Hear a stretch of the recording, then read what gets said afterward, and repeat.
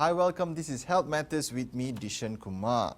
And today we are in Hotel Istana for the Alzheimer's Disease International's Asia Pacific Region Conference, the 21st conference. And with me is Professor Malcolm Johnson. Thank you, Professor, for joining us today. Pleasure. Now, on Health Matters, what I try to do is we try to talk about health issues and we try to give the viewers very different perspectives. But today we are here, I'm talking to you for something much more different. I'm here to talk to you about elder care, but most interestingly, something that you collaborated and you did for a TV series in the UK called Old People Homes for 4-year-olds.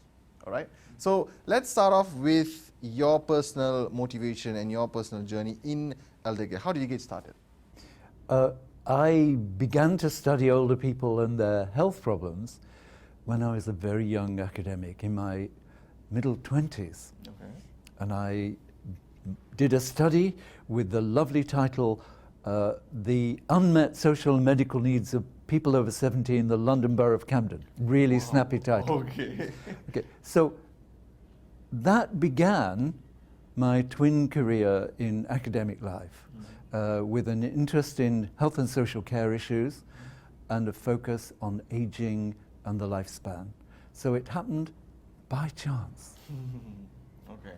So did you get a lot of stick for being the young guy, mid-20s, trying to talk about old people?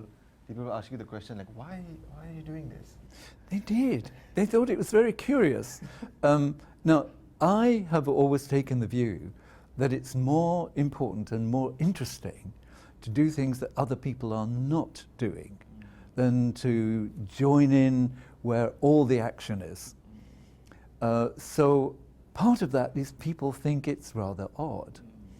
And so I've watched over a long career people become much more interested in aging and recognizing that things we've been saying for a long time are real and true, and that we need to respond to them.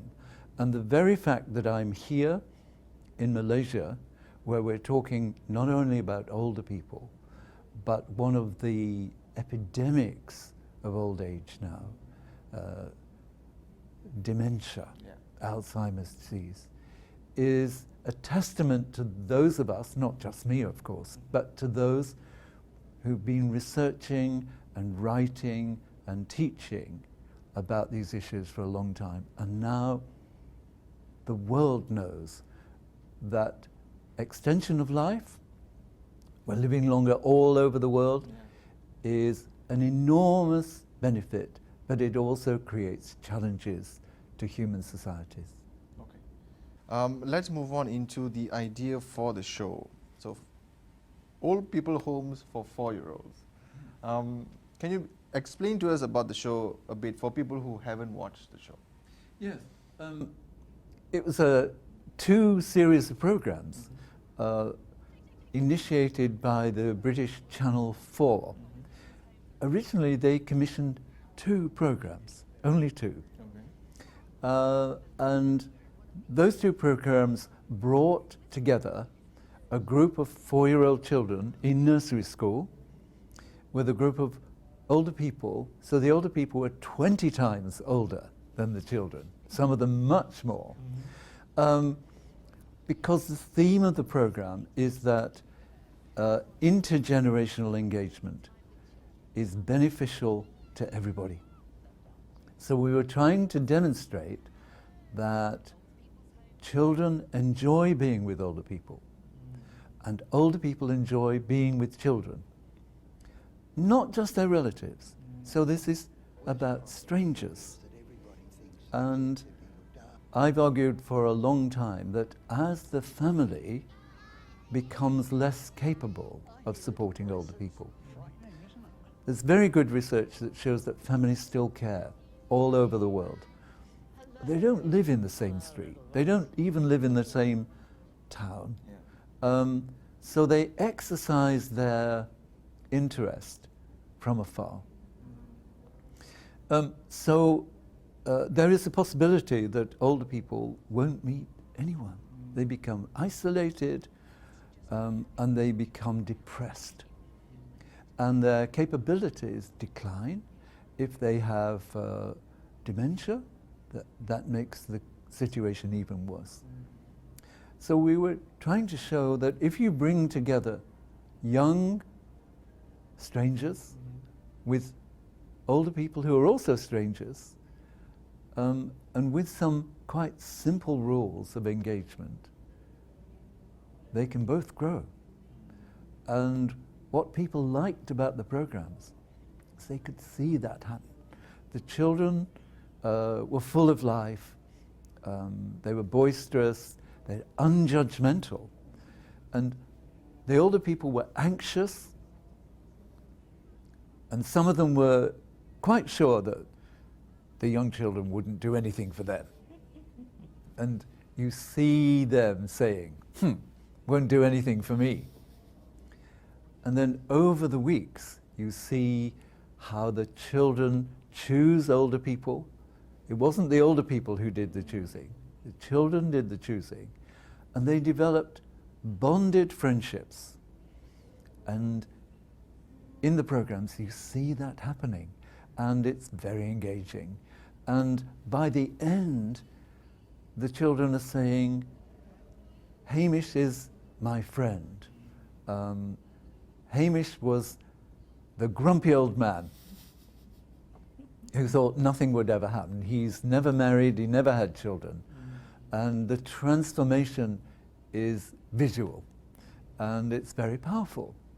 So the first two programs were received extremely well.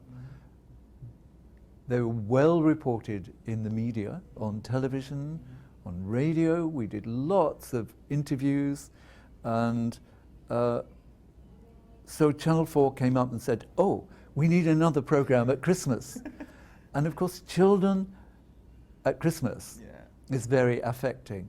But for older people, Christmas can be really difficult because they are not going to be seeing young people. And in the UK, maybe here too, Christmas is very children focused. So if you are a group of very old people, you may have a pleasant time, but you're probably thinking about the Christmases of the past, when you were in your family, when you had children, when you had grandchildren, and now you may not see any. And these young children who've become your friends bring a light into your life. And the magic of the program was that the children loved the engagement, and the children grew in empathy. 4-year-olds are not empathetic. They're very self-centered. The kids, the 4-year-olds. They're 4-year-olds, and they're very... But over the weeks, they began to realize that these very old people were frail. And they would go and get their sticks and their walkers, and they would go back and collect them because they had realized that although they were adult and grown up and their friend, they couldn't run like them. And so what you see in the programs is something very human happening.